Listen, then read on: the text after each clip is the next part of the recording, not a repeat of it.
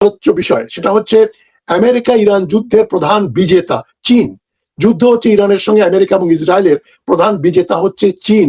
এটা কিভাবে হয় এবং মার্কিন সাম্রাজ্যবাদ অস্তাচলে, এটাই আজকের মূল প্রতিপাদ্য বিষয়। এই যুদ্ধের বিজয়ী চীন, এতে কোনো সন্দেহ নেই। আর এই যুদ্ধের ফলে ইরান যে এক নতুন পরাশক্তি হয়ে উদিত হলো, এটা এখন সর্বজনবিদিত।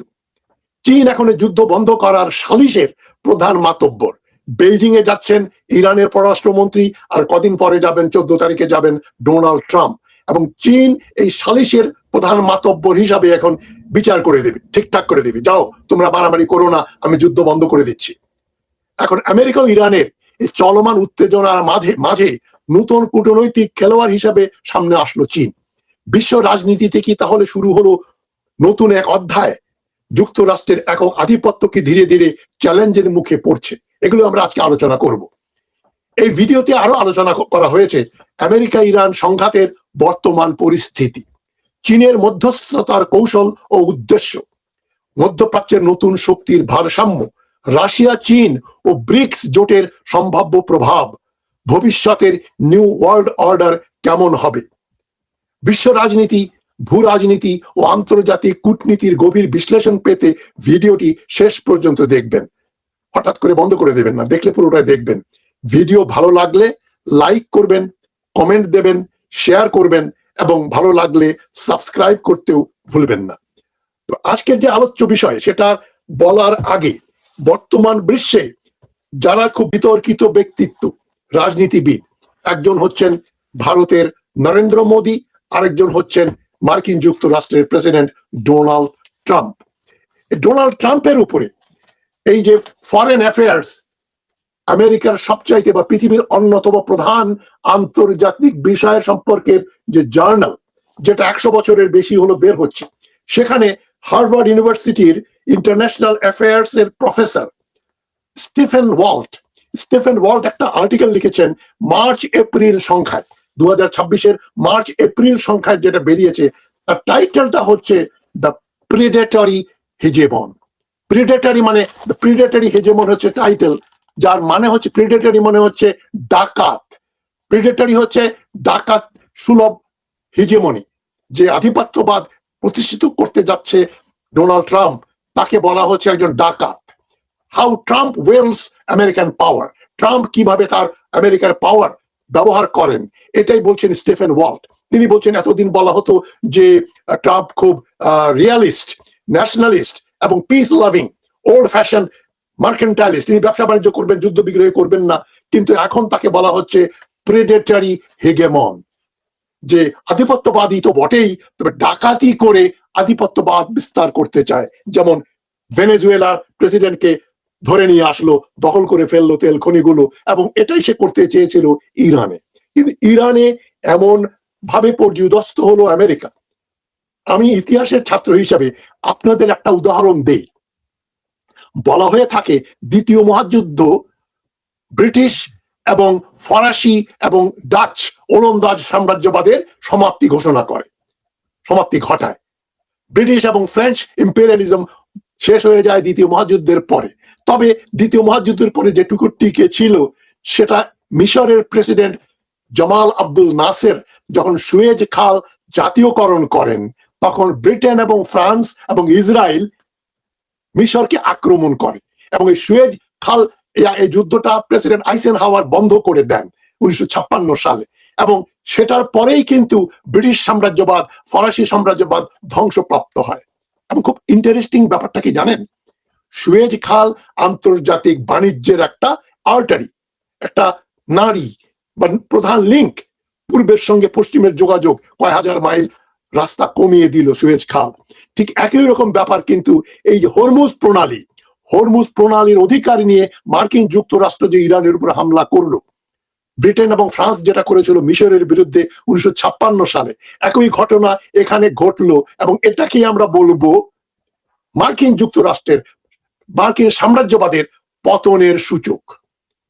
Suez crisis destroyed the Anglo-French imperialism, and the Hormuz crisis eliminated or destroyed American imperialism. এটাই হচ্ছে আজকের কথার আলোচনার একটা অন্যতম প্রধান পয়েন্ট। এই যুদ্ধের প্রধান বিজেতা চীন। চীনের সঙ্গে যুদ্ধ হলো না, চীন তাহলে প্রধান বিজেতা হলো কি করে?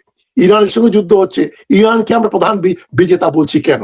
আমি ইরানকে মনে করি দ্বিতীয় বিজেতা, আর চীন হচ্ছে প্রধান বিজয়ী শক্তি বা বিজেতা। আর প্রধান পরাজিত শক্তি হলো যুক্তরাষ্ট্র, তারপরে ইসরায়েল, এবং এই মধ্যপ্রাচ্যে যে সমস্ত দেশ মার্কিন লেজুর বৃত্তি করত, ওয়াশিংটন এবং তেল আবিবের, জর্ডান, সৌদি আরব, কুয়েত, বাহরাইন, কাতার, ইউএই, এদেরও পতন ঘটলো এই যুদ্ধের ফলে। মানে ইউএই অবস্থা তো সবচেয়ে খারাপ, এবং ওমান রাজতন্ত্র হলেও এই যুদ্ধের ফলে তারা সুবিধাভোগী একটা রাজতন্ত্র হিসেবে উদিত হলো। ওমান এখন ইরানের পাশাপাশি এই হরমুজ প্রণালী থেকে যত জাহাজ বের হবে তাদের কাছ থেকে $1 মিলিয়ন করে প্রতি জাহাজ প্রতি তারা আয় করবে। ইরানের অবস্থা ভালো হয়ে গেল অর্থনৈতিকভাবে, তেলের দাম বাড়লো, এবং এই পুরা হরমুজ প্রণালী এখন 100% ইরানের কর্তৃত্বে চলে আসলো। এবং আরেকটা ব্যাপার ঘটলো মার্কিন যুক্তরাষ্ট্রের বিরুদ্ধে যেটা গেল, সৌদি আরব এখন ইসরায়েলের সহযোগী হিসাবে আর পরিচিত নয়। সৌদি আরব এখন পাকিস্তানের সঙ্গে এবং ইরানের সঙ্গে বন্ধুত্ব করছে। কাতার এখন নিরপেক্ষ। কুয়েত এবং বাহরাইনের কোনো উপায় নেই মানে ইরানের সঙ্গে না গিয়ে। ইউএই যদিও খুবই যুদ্ধংদেহী কথাবার্তা বলছে, এমন মা খেয়েছে যুদ্ধে, ইউএই কতটা টিকে থাকে বলা মুশকিল। আবুধাবির সঙ্গে দুবাইয়ের চিরস্থায়ী সংযোগ থাকে কিনা আমরা দেখব। ইউনাইটেড আরব এমিরেট ইউনাইটেড থাকে কিনা, দুবাইয়ের ভাগ্যে যে কি ঘটবে সেটা এখন অনিশ্চিত। মার্কিন যুক্তরাষ্ট্রের যুদ্ধে সামরিকভাবেও পর্যুদস্ত হয়েছে, তবে সবচেয়ে বেশি ক্ষতি হয়েছে তার রাজনৈতিক ও কূটনৈতিক ও অর্থনৈতিক। কয়েক বিলিয়ন ডলার মার্কিন যুক্তরাষ্ট্রের ক্ষয়ক্ষতি হয়েছে, বিমান ধ্বংস হয়েছে, ড্রোন ধ্বংস হয়েছে, জাহাজ ডুবেছে। ফলে মার্কিন যুক্তরাষ্ট্রের যে ইমেজ ছিল সুপার পাওয়ার, সেটা বহুলাংশে খর্বিত হয়েছে। চীন এখন যুক্তরাষ্ট্রকে ছাড়িয়ে যাচ্ছে, শুধু অর্থনৈতিক ভাবেই নয়, সামরিক দিক দিয়েও। এবং যে চীন এক সময় কনজিউমার গুডস বিক্রি করতো সারা দুনিয়াতে, আমরা জানি চীনের কম্পিউটার, ল্যাপটপ, ইলেকট্রনিক্স, সেলফোন, হ্যাঁ, আরো অন্যান্য সামগ্রী চীন থেকে আসতো। এখন চীন পৃথিবীর সবচাইতে অন্যতম বড় যুদ্ধাস্ত্র বিক্রির দেশ হয়ে গেল, যুদ্ধাস্ত্র বিক্রেতা। চীনের টেকনোলজি এখন সবাই কিনতে যাচ্ছে, এবং চীনের এখন যে পরিমাণ তেল তারা রিজার্ভে রেখেছে, এই যুদ্ধে 1 বছর চললেও চীনের কোনো তেলের কম ঘাটতি হবে না। এবং রাশিয়া তো আছেই, এবং ইরান আছেই চীনকে তেল সাপ্লাই দেওয়ার জন্য। গতকাল যেটা আমি বলেছি, পাকিস্তান তার চীনের ইরানের সঙ্গে বর্ডার খুলে দেয়ায় এখন ইরান থেকে পাকিস্তানের মাধ্যমে চীন তেল আমদানি করতে পারবে কারাকোরাম হাইওয়ে দিয়ে, গোয়াদর বন্দর তো আছেই। সুতরাং চীনের উন্নয়ন, চীনের যে বিজয়, সেটা চতুর্মুখী। বিভিন্নভাবে চীন মানুষকে অবাক করে দিয়ে সারা বিশ্বে এখন মার্কিন যুক্তরাষ্ট্রকে একটা দ্বিতীয় শ্রেণীর শক্তিতে পরিণত করছে। এবং মার্কিন যুক্তরাষ্ট্রের প্রেসিডেন্ট ডোনাল্ড ট্রাম্প যে অনর্গল মিথ্যাচার করছেন, আজ একটা বলছেন, কালকে একটা বলছেন, 1 ঘন্টা আগে একটা বলছেন, 1 ঘন্টা একটা পরে বলছেন, এটা কিন্তু ডোনাল্ড ট্রাম্পের পাগলামি প্রসূত কোনো ব্যাপার নয়। ট্রাম্প পাগল নন, তিনি এক ধুরন্ধর ব্যবসায়ী।